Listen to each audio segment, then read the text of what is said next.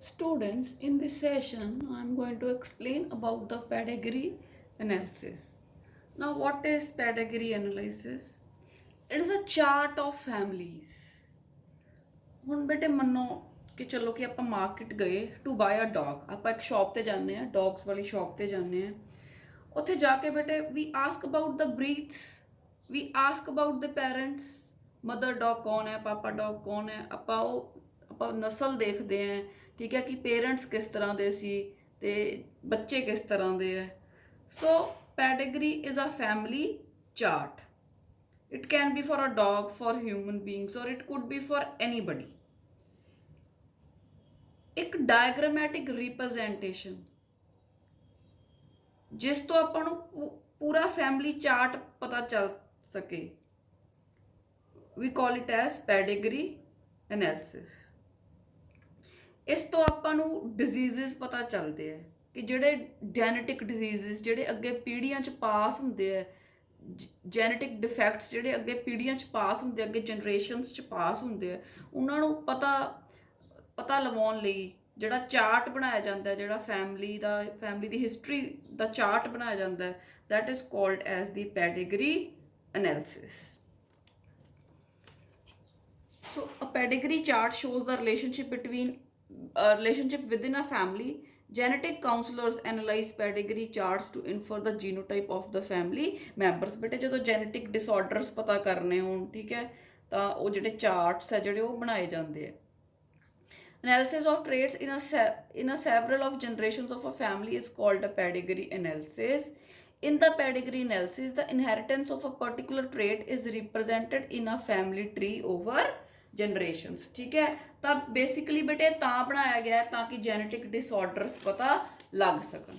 ਫਿਰ ਬੇਟੇ ਜਿਹੜੇ ਹਿਊਮਨ ਬੀਇੰਗਸ ਦੀ ਜਦੋਂ ਪੈਡਿਗਰੀ ਐਨਾਲਿਸਿਸ ਕੀਤੀ ਜਾਂਦੀ ਹੈ ਤਾਂ ਕੁਝ ਸਿੰਬਲਸ ਵਰਤੇ ਜਾਂਦੇ ਆ. I am going to explain about ਦੋ ਸਿੰਬਲਸ ਵਨ ਬਾਏ ਵਨ. ਪਹਿਲਾਂ ਬੇਟੇ ਜਿਹੜਾ ਸਕੁਆਇਰ ਹੈ, it represents a male, a circle represents a female. ਅਗਰ ਬੇਟੇ ਡਾਇਮੰਡ ਸ਼ੇਪਡ ਸਟਰਕਚਰ ਹੈ ਤਾਂ ਇਹਦਾ ਮਤਲਬ ਇਹ ਹੈ ਕਿ ਆਪਾਂ ਨੂੰ ਸੈਕਸ ਨਹੀਂ ਪਤਾ, ਕਿ ਜਿਹਦੀ ਆਪਾਂ ਗੱਲ ਕਰ ਰਹੇ ਹਾਂ ਉਹ ਮੇਲ ਹੈ ਜਾਂ ਫੀਮੇਲ, ਆਪਾਂ ਨੂੰ ਨਹੀਂ ਪਤਾ. We are going to represent it with a diamond.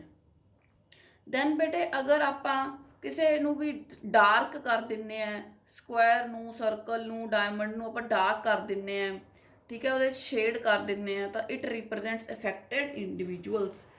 ਮਤਲਬ we study it for genetic diseases. ਜਿਹੜੇ ਅਫੈਕਟਡ ਇੰਡੀਵਿਜੂਅਲਸ ਹੁੰਦੇ ਇਹਨਾਂ ਨੂੰ ਡਿਜ਼ੀਜ਼ ਹੋਇਆ ਹੁੰਦਾ, ਤਾਂ ਆਪਾਂ ਨੂੰ ਜਿਵੇਂ ਆਪਣੇ ਕੋਲ ਇੱਕ ਸਰਕਲ ਹੈ, ਇੱਕ ਸਰਕਲ ਵਾਈਟ ਸਰਕਲ ਹੈ, ਇੱਕ ਰੈੱਡ ਕਲਰ ਦਾ ਸਰਕਲ ਹੈ, ਤਾਂ ਆਪਾਂ ਨੂੰ ਪਤਾ ਲੱਗ ਜੂ ਜਿਹੜਾ ਵਾਈਟ ਹੈ ਉਹ ਫੀਮੇਲ ਨੂੰ ਕੋਈ ਪ੍ਰੋਬਲਮ ਨਹੀਂ, ਜਿਹੜੇ 'ਚ ਆਪਾਂ ਵੀ ਡਾਰਕ ਕਲਰ ਭਰਿਆ ਹੋਇਆ ਤਾਂ ਇਹਦਾ ਮਤਲਬ ਉਸ ਫੀਮੇਲ ਨੂੰ ਡਿਜ਼ੀਜ਼ ਹੈ.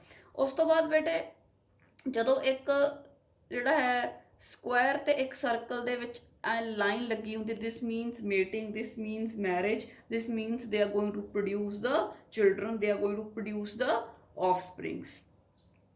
ਉਸ ਤੋਂ ਬਾਅਦ ਬੇਟੇ ਅਗਰ ਇੱਕ ਸਕੁਆਇਰ ਤੇ ਇੱਕ ਸਰਕਲ ਦੇ ਵਿੱਚ ਦੋ ਜਿਹੜੀਆਂ ਲਾਈਨਸ ਲੱਗੀਆਂ, this means mating between relatives, this means mating between the relatives. It is also called as co-sanguineous mating. co-sanguineous mating ਇਹਦਾ ਮਤਲਬ ਕਲੋਜ਼ ਬਲੱਡ ਰਿਲੇਟਿਵਸ ਹੈ ਜਿਹੜੇ. co means close, sanguineous means blood, ਠੀਕ ਹੈ, ਬਲੱਡ ਰਿਲੇਸ਼ਨ ਦੇ ਵਿੱਚ marriage ਹੋਣੀ, ਠੀਕ ਹੈ, ਬਿਟਵੀਨ ਦੀ ਕਜ਼ਨਸ ਆਪਾਂ ਕਹਿ ਸਕਦੇ ਹਾਂ, ਠੀਕ ਹੈ. This is called as mating between relatives ਔਰ co-sanguineous mating. ਤੇ ਬੇਟੇ ਜਦੋਂ ਕਜ਼ਨਸ ਦੇ ਵਿਚਾਲੇ ਮੀਟਿੰਗ ਹੁੰਦੀ ਹੈ, ਸਪੋਜ਼ ਉਹ ਅਫੈਕਟਡ ਹੈ, ਤਾਂ ਕਦੇ ਨਾ ਕਦੇ ਕੋਈ ਅਬਨੋਰਮੈਲਿਟੀ ਨਜ਼ਰ ਜ਼ਰੂਰ ਆਉਂਦੀ ਹੈ, ਰਾਈਟ. ਨੈਕਸਟ ਬੇਟੇ ਇਹਦੇ 'ਚ ਇਹ ਦਿਖਾਇਆ ਗਿਆ ਕਿ ਪੇਰੈਂਟਸ ਹਮੇਸ਼ਾ ਉੱਪਰ ਹੁੰਦੇ ਆ, ਉਸ ਤੋਂ ਬਾਅਦ ਜਿਹੜਾ ਨੀਚੇ ਜਿਹੜਾ ਹੈ ਉਹ ਜਿਹੜੇ ਹੈ ਆਫਸਪ੍ਰਿੰਗਸ ਹੁੰਦੇ ਆ, ਜਿਹੜੇ ਬੱਚੇ ਆ ਉਹ ਉਸ ਤੋਂ ਬਾਅਦ ਨੀਚੇ ਦਿਖਾਏ ਜਾਂਦੇ ਆ. parents above and the children below in order of birth from left to right. ਜਿਹੜਾ ਲੈਫਟ ਵਾਲੇ ਪਾਸੇ ਦਾ ਮਤਲਬ ਉਹ ਵੱਡਾ ਬੱਚਾ, ਜਿਹੜਾ ਰਾਈਟ ਪਾਸੇ ਦਾ ਮਤਲਬ ਉਹ ਛੋਟਾ ਬੱਚਾ ਹੈ. ਉਸ ਤੋਂ ਬਾਅਦ ਬੇਟੇ ਆ ਪੇਰੈਂਟਸ ਸੀ ਦੋ, ਇਹਨਾਂ ਦਾ ਜਿਹੜਾ ਬੱਚਾ ਸੀ ਉਹਨੂੰ ਕਲਰ ਭਰਿਆ ਹੋਇਆ ਹੈ, ਮਤਲਬ ਕਿ ਉਹ ਮੇਲ ਸੀਗਾ ਪਰ ਉਹ ਡਿਜ਼ੀਜ਼ਡ ਹੈ, ਰਾਈਟ। ਉਸ ਤੋਂ ਬਾਅਦ ਬੇਟਾ ਇੱਕ ਡਾਇਮੰਡ ਦੇ ਵਿੱਚ 5 ਲਿਖਿਆ ਹੋਇਆ, ਮੀਨਸ 5 ਅਨਅਫੈਕਟਡ ਆਫਸਪ੍ਰਿੰਗਸ, ਵੀ ਕਿਸੇ ਦੇ 5 ਬੱਚੇ ਹੈ ਪਰ ਉਹਨਾਂ ਬੱਚਿਆਂ 'ਚ ਆਪਾਂ ਨੂੰ ਇਹ ਨਹੀਂ ਪਤਾ ਕਿ ਉਹ ਮੇਲ ਹੈ ਕਿ ਫੀਮੇਲ। ਆਪਾਂ ਡਾਇਮੰਡ ਸ਼ੇਪ ਉਦੋਂ ਯੂਜ਼ ਕਰਦੇ ਹਾਂ ਵੈਨ ਦੀ ਸੈਕਸ ਇਜ਼ ਅਨਸਪੈਸੀਫਾਈਡ। ਤਾਂ ਬੇਟੇ ਆ ਚਾਰਟਸ ਦੇ ਥਰੂ ਆ ਜਿਹੜੇ ਸਿੰਬਲਸ ਹੈ ਇਹਨਾਂ ਨੂੰ ਮਿਲਾ ਕੇ ਚਾਰਟ ਬਣਾ ਲਿਆ ਜਾਂਦਾ ਹੈ ਤੇ ਉਸ ਤੋਂ ਫਿਰ ਅੱਗੇ ਜੈਨੇਟਿਕ ਡਿਸਆਰਡਰਸ ਦਾ ਪਤਾ ਲਗਾਇਆ ਜਾਂਦਾ ਹੈ। ਨੈਕਸਟ ਬੇਟੇ ਆਪਣੀ ਬਾਡੀ ਦੇ ਵਿੱਚ ਜਿੰਨੇ ਵੀ ਕ੍ਰੋਮੋਸੋਮਸ ਹੁੰਦੇ ਆ ਉਹ 2 ਟਾਈਪਸ ਦੇ ਹੁੰਦੇ ਆ, ਆਟੋਸੋਮਸ ਐਂਡ ਐਲੋਸੋਮਸ। ਆਟੋਸੋਮਸ ਨੂੰ ਬਾਡੀ ਕ੍ਰੋਮੋਸੋਮਸ ਵੀ ਕਹਿੰਦੇ ਆ and we have 22 pairs in our body in the human beings. Allosomes ਹੈ ਬੇਟੇ, ਇਹਨਾਂ ਨੂੰ ਸੈਕਸ ਕ੍ਰੋਮੋਸੋਮਸ ਵੀ ਕਹਿੰਦੇ ਆ। ਉਹ XX ਹੋ ਸਕਦੇ ਆ ਫੀਮੇਲ 'ਚ, XY ਮੇਲ ਦੇ ਵਿੱਚ। ਹੁਣ ਬੇਟੇ ਜਿਹੜੇ ਡਿਸਆਰਡਰਸ ਹੈ, ਜਿਹੜੇ ਡਿਜ਼ੀਜ਼ਸ ਹੈ, ਜੇ ਕੋਈ ਵੀ ਡਿਜ਼ੀਜ਼ ਆਟੋਸੋਮ, ਜਿਹੜੇ ਆਟੋਸੋਮ ਕ੍ਰੋਮੋਸੋਮਸ ਹੈ ਉਹਨਾਂ ਦੇ ਉੱਪਰ ਜਿਹੜੇ ਜੀਨਸ ਪਏ ਹੈ ਉਹਨਾਂ ਕਰਕੇ ਕੋਈ ਵੀ ਆਪਾਂ ਨੂੰ ਬਿਮਾਰੀ ਹੁੰਦੀ ਹੈ, ਕੋਈ ਵੀ ਡਿਜ਼ੀਜ਼ ਹੁੰਦਾ ਹੈ, ਵੀ ਕਾਲ ਇਟ ਐਸ ਆਟੋਸੋਮਲ। ਅਗਰ ਸੈਕਸ ਕ੍ਰੋਮੋਸੋਮਸ ਕਰਕੇ ਆਪਾਂ ਨੂੰ ਕੋਈ ਪ੍ਰੋਬਲਮ ਹੁੰਦੀ ਹੈ, we call it as sex linked, right, ਜਾਂ ਐਲੋਸੋਮਲ ਕਹਿ ਸਕਦੇ ਆ ਇਹਨੂੰ, ਆਪਾਂ ਕਹਿੰਦੇ ਆ ਆਟੋਸੋਮਲ। ਹੁਣ ਬੇਟੇ ਜਿਹੜੇ ਆਟੋਸੋਮਲ ਹੈ ਇਹ ਫਿਰ ਡੋਮੀਨੈਂਟ ਵੀ ਹੋ ਸਕਦੇ ਆ, ਰਿਸੈਸਿਵ ਹੋ ਸਕਦੇ ਆ। ਜੇ ਉਹ ਡਿਜ਼ੀਜ਼ ਡੋਮੀਨੈਂਟ ਹੈ ਤਾਂ ਆਪਾਂ ਕਹਾਂਗੇ ਆਟੋਸੋਮਲ ਡੋਮੀਨੈਂਟ, ਜੇ ਉਹ ਰਿਸੈਸਿਵ ਹੈ ਤਾਂ ਆਪਾਂ ਕਹਾਂਗੇ ਆਟੋਸੋਮਲ ਰਿਸੈਸਿਵ। ਹੁਣ ਬੇਟੇ ਜਿਹੜੇ ਸੈਕਸ ਲਿੰਕਡ ਹੈ ਉਹ ਐਕਸ ਕ੍ਰੋਮੋਸੋਮ ਕਰਕੇ ਵੀ ਹੋ ਸਕਦੇ ਆ ਤੇ ਵਾਈ ਕ੍ਰੋਮੋਸੋਮ ਕਰਕੇ ਵੀ। ਫਿਰ ਜੇ ਐਕਸ ਕਰਕੇ ਤਾਂ ਡੋਮੀਨੈਂਟ ਵੀ ਹੋ ਸਕਦੇ ਆ ਤੇ ਰਿਸੈਸਿਵ ਵੀ ਹੋ ਸਕਦੇ ਆ। ਵਾਈ ਲਿੰਕਡ ਨੂੰ ਬੇਟੇ ਹੋਲੈਂਡਰਿਕ ਵੀ ਕਹਿੰਦੇ ਆ, ਮੀਨਸ ਉਹ ਜੀਨ ਜੋ ਵਾਈ ਜਿਹੜਾ ਹੈ ਕ੍ਰੋਮੋਸੋਮ ਤੇ ਹੈ, ਠੀਕ ਹੈ। ਤਾਂ ਇਹ ਆਪਾਂ ਬੇਟੇ ਹੁਣ ਅੱਗੇ ਮੈਂ ਤੁਹਾਨੂੰ ਪੈਡੇਗਰੀ ਜਿਹੜਾ ਹੈ ਚਾਰਟ ਬਣਾ ਕੇ ਐਕਸਪਲੇਨ ਕਰਨਾ ਕਿ ਆਟੋਸੋਮਲ ਡੋਮੀਨੈਂਟ ਕਿੱਦਾਂ ਹੁੰਦੇ ਆ, ਆਟੋਸੋਮਲ ਰਿਸੈਸਿਵ ਕਿੱਦਾਂ ਹੁੰਦੇ ਆ, ਐਕਸ ਲਿੰਕਡ ਡੋਮੀਨੈਂਟ ਕਿਹੜੇ ਕਿਹੜੇ ਡਿਜ਼ੀਜ਼ਸ ਹੈ ਤੇ ਉਹ ਕਿੱਦਾਂ ਪਾਸ ਹੁੰਦੇ ਆ ਅੱਗੇ ਜਨਰੇਸ਼ਨਸ, ਅੱਗੇ ਬੱਚਿਆਂ 'ਚ, ਤੇ ਜਿਹੜੇ ਐਕਸ ਲਿੰਕਡ ਰਿਸੈਸਿਵ ਹੈ ਉਹ ਅੱਗੇ ਬੱਚਿਆਂ ਦੇ ਵਿੱਚ ਕਿੱਦਾਂ ਪਾਸ ਹੁੰਦੇ ਆ। ਆਪਾਂ ਉਹਨਾਂ ਦੇ ਨਾਮ ਯਾਦ ਕਰਾਂਗੇ ਤੇ ਉਹਨਾਂ ਦਾ ਇਨਹੈਰੀਟੈਂਸ ਦੇਖਾਂਗੇ ਕਿ ਉਹ ਅੱਗੇ ਅਗਲੀਆਂ ਜਨਰੇਸ਼ਨਸ ਦੇ ਵਿੱਚ, ਆਫਸਪ੍ਰਿੰਗਸ ਦੇ ਵਿੱਚ ਕਿੱਦਾਂ ਪਾਸ ਹੁੰਦੇ ਆ। ਸਭ ਤੋਂ ਪਹਿਲਾਂ ਬੇਟੇ ਆਪਣੇ ਕੋਲ ਹੈ ਆਟੋਸੋਮਲ ਡੋਮੀਨੈਂਟ ਇਨਹੈਰੀਟੈਂਸ, ਠੀਕ ਹੈ, ਵੀ ਜਿਹੜੇ ਆਟੋਸੋਮਸ ਹੈ ਉਹਨਾਂ ਕਰਕੇ ਜਿਹੜੀਆਂ ਪ੍ਰੋਬਲਮਸ ਆਉਂਦੀਆਂ ਉਹਨਾਂ ਨੂੰ ਆਪਾਂ ਕਹਿੰਦੇ ਆਟੋਸੋਮਲ ਡੋਮੀਨੈਂਟ ਇਨਹੈਰੀਟੈਂਸ। ਬੇਟੇ ਇਹਦੇ ਵਿੱਚ ਐਗਜ਼ਾਮਪਲ ਹੈ ਹੰਟਿੰਗਟਨਸ ਡਿਜ਼ੀਜ਼, ਮਾਇਓਟੋਨਿਕ ਡਾਇਸਟ੍ਰੋਫੀ ਤੇ ਪੋਲੀਡੈਕਟਾਈਲੀ। ਹੰਗਸਟਨਸ ਡਿਜ਼ੀਜ਼ ਦੇ ਵਿੱਚ ਬੇਟੇ ਜਿਹੜੇ ਨਰਵ ਸੈਲਸ ਉਹ ਬ੍ਰੇਕ ਡਾਊਨ ਹੋ ਜਾਂਦੇ ਆ ਤੇ ਇਹਦਾ ਵੀ ਕੋਈ ਇਲਾਜ ਨਹੀਂ ਹੁੰਦਾ। ਮਾਇਓਟੋਨਿਕ ਡਾਇਸਟ੍ਰੋਫੀ ਦੇ ਵਿੱਚ ਬੇਟੇ ਮਸਲਸ ਦੇ ਫੰਕਸ਼ਨਸ ਤੇ ਪ੍ਰਭਾਵ ਪੈ ਜਾਂਦਾ ਹੈ। ਮਸਲਸ ਜਦੋਂ ਰਿਲੈਕਸ ਹੁੰਦੇ ਉਸ ਤੋਂ ਬਾਅਦ ਕੰਟਰੈਕਟ ਨਹੀਂ ਹੋ ਪਾਉਂਦੇ, ਜੇ ਕੰਟਰੈਕਟ ਹੋ ਗਏ ਤਾਂ ਰਿਲੈਕਸ ਨਹੀਂ ਹੋ ਪਾਉਂਦੇ। ਤੇ ਪੋਲੀਡੈਕਟਾਈਲੀ ਮੀਨਸ ਬੇਟੇ ਕਈਆਂ ਦੇ 6 ਫਿੰਗਰਸ ਹੁੰਦੀਆਂ, ਤਾਂ ਥੀਸ ਆਰ ਆਟੋਸੋਮਲ ਡੋਮੀਨੈਂਟ ਇਨਹੈਰੀਟੈਂਸ। ਤੇ ਇਹਦੇ ਵਿੱਚ ਬੇਟੇ ਜਿਹੜੀ ਸਭ ਤੋਂ ਇੰਪੋਰਟੈਂਟ ਗੱਲ ਹੈ ਜਿਹੜੀ ਯਾਦ ਰੱਖਣ ਵਾਲੀ ਹੈ ਕਿ ਇਹਦੇ 'ਚ ਸਾਰੀਆਂ ਜਨਰੇਸ਼ਨਸ ਇਫੈਕਟ ਹੁੰਦੀਆਂ, ਇਹ ਨਹੀਂ ਕਿ ਕਿਸੇ ਜਨਰੇਸ਼ਨ ਦੇ ਵਿੱਚ ਪ੍ਰੋਬਲਮ ਨਾ ਆਊਗੀ। ਤਾਂ ਇਸ ਜਿਹੜਾ ਆਟੋਸੋਮਲ ਡੋਮੀਨੈਂਟ ਇਨਹੈਰੀਟੈਂਸ ਹੁੰਦਾ ਬੇਟੇ both males and females are affected. ਜਿਹੜੇ ਇਫੈਕਟਡ ਚਿਲਡਰਨ ਹੁੰਦੇ ਆ will have at least 1 affected parent. Heterozygotes ਹੁੰਦੇ ਇਹਦੇ 'ਚ, ਜਿਵੇਂ ਏ ਕਹਿੰਦਾ ਜਿਹੜੇ ਬੱਚੇ ਹੋਣਗੇ, ਜੇ ਸਪੋਜ਼ ਬੱਚਾ ਅਫੈਕਟਡ ਆਇਆ ਹੈ ਤਾਂ ਉਹਦੇ ਜਿਹੜੇ ਪੇਰੈਂਟ ਹੈ ਉਹਨਾਂ 'ਚੋਂ ਇੱਕ ਪੱਕਾ ਅਫੈਕਟਡ ਹੋਊਗਾ, ਠੀਕ ਹੈ। ਜਿਵੇਂ ਹੁਣ ਆਪਾਂ ਅਫੈਕਟਡ ਪੇਰੈਂਟ ਸੀ, ਕੈਪੀਟਲ ਏ ਸਮੌਲ ਏ, ਤਾਂ ਆਹ ਚਾਂਸਿਸ ਹੈ, ਠੀਕ ਹੈ, ਮਤਲਬ ਕਿ ਜ਼ਿਆਦਾ ਤਾਂ ਅਫੈਕਟਡ ਆਉਣਗੇ, ਇੱਕ ਅਨਅਫੈਕਟਡ ਚਾਈਲਡ ਵੀ ਆ ਸਕਦਾ।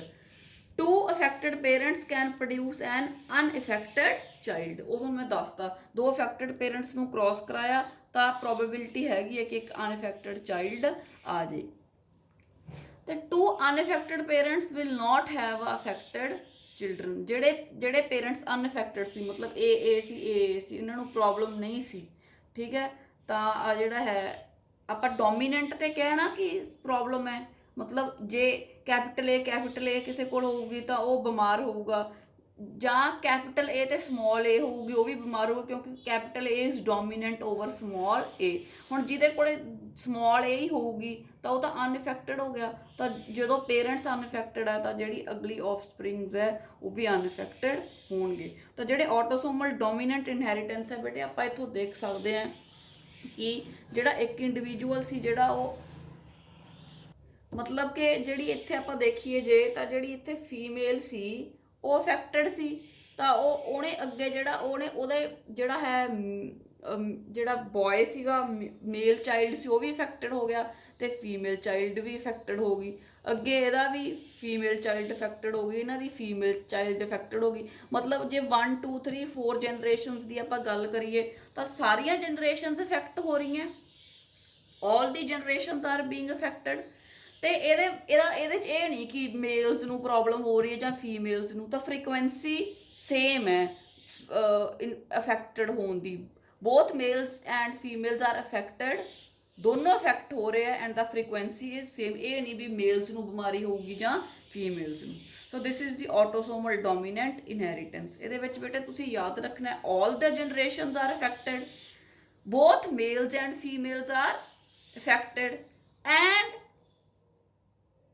ਜ਼ਿਆਦਾ ਜਿਹੜਾ ਹੈ it is present in every generation. ਇਹਦੀਆਂ ਐਗਜ਼ਾਮਪਲਸ ਹੈ ਹੰਟਿੰਗਟਨ ਡਿਜ਼ੀਜ਼, ਮਾਇਓਟੋਨਿਕ ਡਾਇਸਟ੍ਰੋਫੀ, ਪੋਲੀਡੈਕਟਾਈਲ।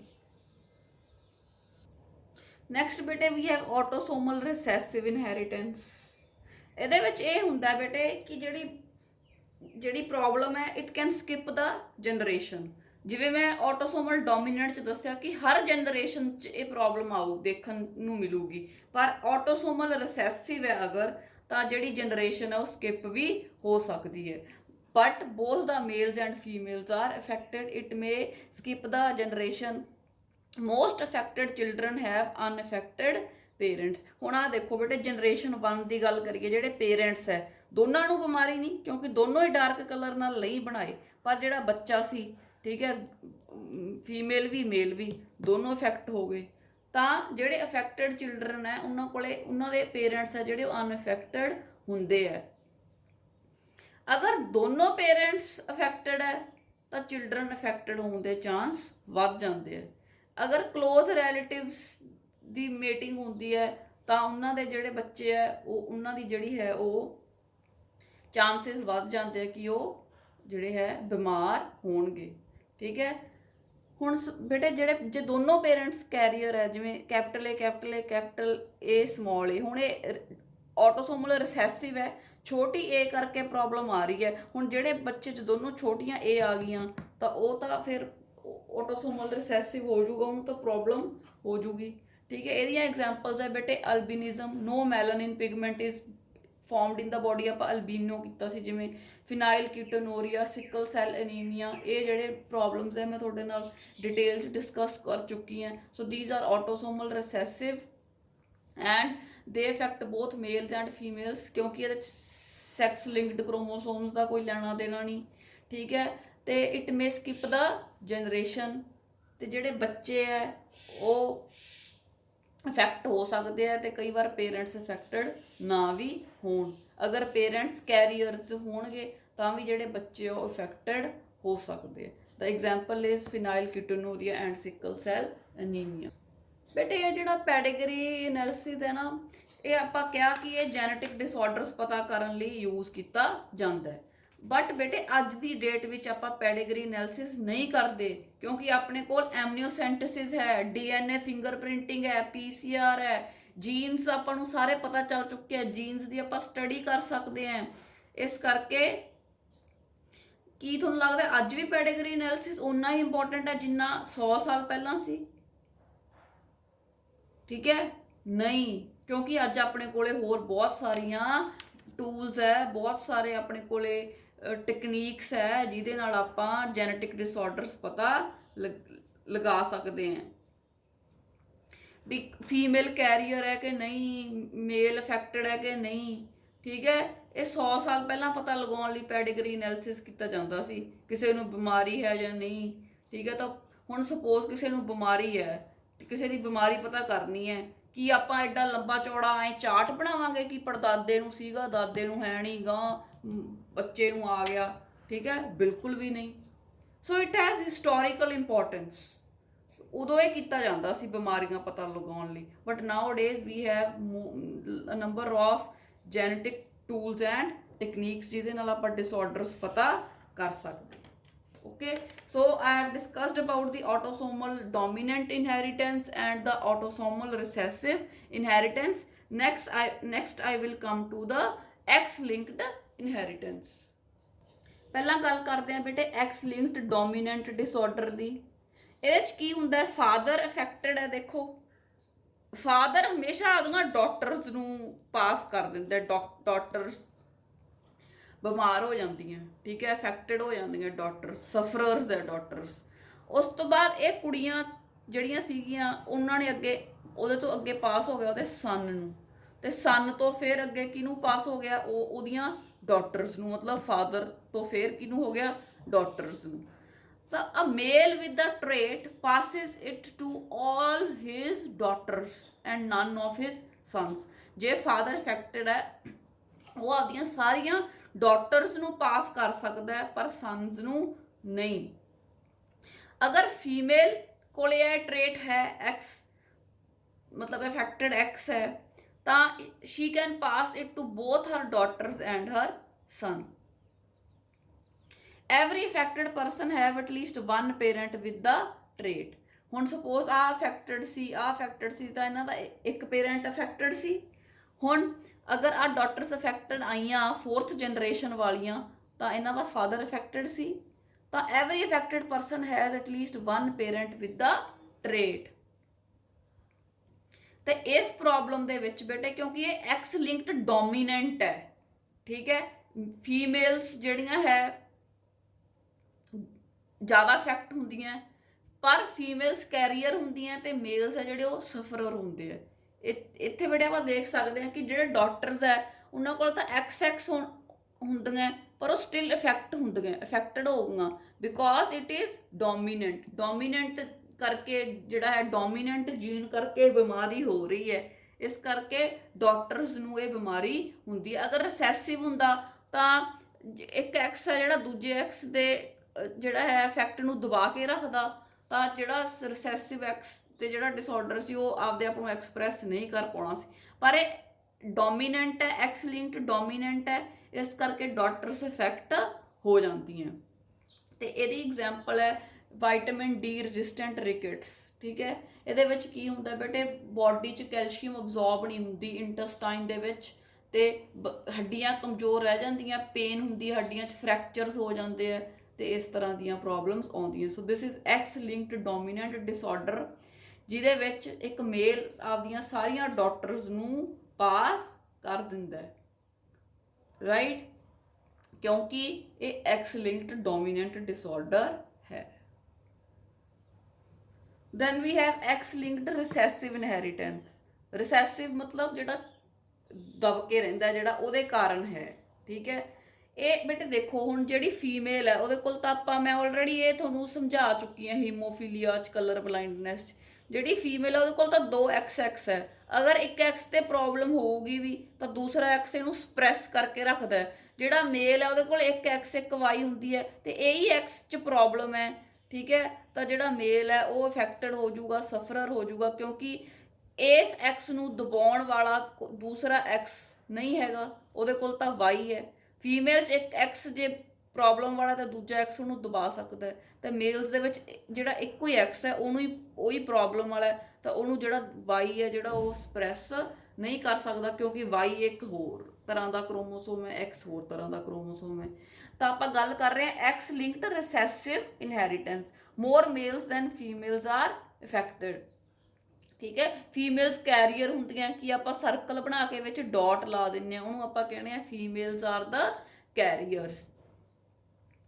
ਤਾਂ an affected son can have parents who have the normal phenotype. ਕਿ ਐਂ ਵੀ ਹੋ ਸਕਦਾ ਬੇਟੇ, ਹੁਣ ਆਹ ਦੇਖੋ ਇੱਥੇ ਪੇਰੈਂਟ ਸੀ, ਆਹ ਜਿਹੜਾ ਸੀਗਾ ਆਪਾਂ ਕਿਹਾ ਮੇਲ ਸੀਗਾ, ਆਹ ਫੀਮੇਲ ਹੈ। ਫੀਮੇਲ ਆਪਾਂ ਦਿਖਾਤੀ ਕੈਰੀਅਰ, ਆਪਾਂ ਸਰਕਲ ਦੇ ਵਿੱਚ ਡਾਟ ਲਾਤਾ ਕਿ ਉਹ ਕੈਰੀਅਰ ਹੈ। ਕੈਰੀਅਰ ਦਾ ਮਤਲਬ ਕਿ ਫੀਮੇਲ ਕੋਲੇ ਦੋਨੋਂ ਐਕਸ ਹੈ ਤੇ ਇੱਕ ਐਕਸ ਹੈ ਜਿਹੜਾ ਉਹਦੇ ਉੱਤੇ ਹੀਮੋਫੀਲੀਆ ਵਾਲਾ ਜੀਨ ਲੱਗਿਆ ਪਿਆ ਹੈ, ਠੀਕ ਹੈ। ਤੇ ਜਿਹੜਾ ਆ ਐਕਸ ਹੈ ਇਹ ਇਹਨੂੰ ਦਬਾ ਕੇ ਰੱਖਦਾ ਹੈ, ਇਸ ਕਰਕੇ ਫੀਮੇਲ ਬਿਮਾਰ ਨਹੀਂ ਹੁੰਦੀ, ਉਹ ਜਸਟ ਕੈਰੀ ਕਰ ਰਹੀ ਹੈ ਜੀਨ, ਠੀਕ ਹੈ। ਇੱਥੇ ਆਪਾਂ ਦੇਖਿਆ ਵੀ ਫਾਦਰ ਸੀਗਾ, ਠੀਕ ਹੈ, ਤੇ ਜਿਹੜੀ ਫਾਦਰ ਨੋਰਮਲ ਹੈ ਤੇ ਮਦਰ ਹੈ ਜਿਹੜੀ ਉਹ ਕੈਰੀਅਰ ਹੈ। ਤਾਂ ਕੀ ਹੋਇਆ, ਜਿਹੜਾ ਸਨ ਸੀ ਉਹ ਅਫੈਕਟਡ ਹੋ ਗਿਆ, ਠੀਕ ਹੈ। ਮਦਰ ਹੁਣ ਕੈਰੀਅਰ ਹੈ, ਮਦਰ ਬਿਮਾਰ ਨਹੀਂ, ਮਦਰ ਦਾ ਨਾਰਮਲ ਫੀਨੋਟਾਈਪ ਹੈ but she is a carrier, ਤਾਂ ਉਹ ਅੱਗੇ ਸਨ ਨੂੰ ਪਾਸ ਹੋ ਗਿਆ। For a female to have the characteristics, ਅਗਰ ਜੇ ਫੀਮੇਲ ਦੇ ਵਿੱਚ ਇਹ ਆਊਗਾ ਤਾਂ ਉਹਦਾ ਫਾਦਰ ਹੈ ਜਿਹੜਾ ਉਹਦੇ ਕੋਲ ਵੀ ਹੋਣਾ ਚਾਹੀਦਾ, ਕਿਉਂਕਿ ਫੀਮੇਲਸ ਨੂੰ ਫਾਦਰ ਕੋਲੋਂ ਹੀ ਜਿਹੜਾ ਹੈ ਇਹ ਪਾਸ ਹੋ ਸਕਦਾ, ਤੇ ਉਹਦੀ ਮਦਰ ਹੈ ਜਿਹੜੀ ਉਹ ਕੈਰੀਅਰ ਹੀ ਹੁੰਦੀ ਹੈ। ਤਾਂ ਐਗਜ਼ਾਮਪਲ ਹੀਮੋਫੀਲੀਆ ਆਪਾਂ ਕਰ ਚੁੱਕੇ ਹਾਂ, ਠੀਕ ਹੈ। ਜਿਹੜੀਆਂ ਫੀਮੇਲਸ ਹੈ ਉਹ ਕੈਰੀਅਰ ਹੁੰਦੀਆਂ ਤੇ ਉਹਨਾਂ ਕੋਲੇ ਜਿਹੜਾ ਡੋਮੀਨੈਂਟ ਜਿਹੜਾ ਜੀਨ ਪਿਆ ਉਹ ਰਿਸੈਸਿਵ ਨੂੰ ਦਬਾ ਕੇ ਰੱਖਦਾ, ਤੇ ਵੂਮਨ ਹੈ ਜਿਹੜੀ it will pass to all the sons, ਕਿਉਂਕਿ ਫਾਦਰ ਤੋਂ ਤਾਂ ਵਾਈ ਆਉਣਾ ਮੁੰਡੇ ਕੋਲੇ ਤਾਂ, ਤੇ ਮਦਰ ਤੋਂ ਹੀ ਐਕਸ ਆਉਣਾ, ਤਾਂ ਚਾਂਸਿਸ ਹੈ ਕਿ ਡੋਮੀਨੈਂਟ ਵੀ ਆ ਸਕਦਾ ਹੈ, ਠੀਕ ਹੈ। ਤਾਂ ਚਲੋ ਠੀਕ ਹੋ ਜਾਊਗਾ ਸਨ। ਅਗਰ ਰਿਸੈਸਿਵ ਵਾਲਾ ਜਿਹਦੇ ਕੋਲੇ ਐਚ ਵਾਲਾ ਜੀਨ ਹੈ, ਬਿਮਾਰੀ ਵਾਲਾ ਜੀਨ ਹੈ, ਉਹ ਆ ਗਿਆ ਤਾਂ ਸਨ ਹੈ ਬਿਮਾਰ ਹੋ ਜਾਊਗਾ। So this is X linked recessive inheritance. ਆਏ ਚਾਰਟ ਬਣਾ ਕੇ ਅਗਲੀਆਂ ਪੀੜ੍ਹੀਆਂ ਦਾ, ਪਿਛਲੀਆਂ ਦਾ ਚਾਰਟ ਬਣਾ ਕੇ ਦੇਖਿਆ ਜਾ ਸਕਦਾ ਕਿ ਅੱਗੇ ਬਿਮਾਰੀ ਆਉਣ ਦੇ, ਪਾਸ ਹੋਣ ਦੇ ਕਿੰਨੇ ਕੁ ਚਾਂਸਿਸ ਹਨ ਜਾਂ ਨਹੀਂ ਹਨ, ਮੇਲਸ ਹਨ ਜਾਂ ਫੀਮੇਲਸ ਹਨ, ਹਰ ਜਨਰੇਸ਼ਨ 'ਚ ਹਨ ਜਾਂ ਜ਼ਰੂਰੀ ਨਹੀਂ ਕਿ ਹਰ ਜਨਰੇਸ਼ਨ 'ਚ ਹੋਣ। ਸੋ ਬੇਟਾ this was about the pedigree analysis. It is used to find out the genetic disorders in the human beings.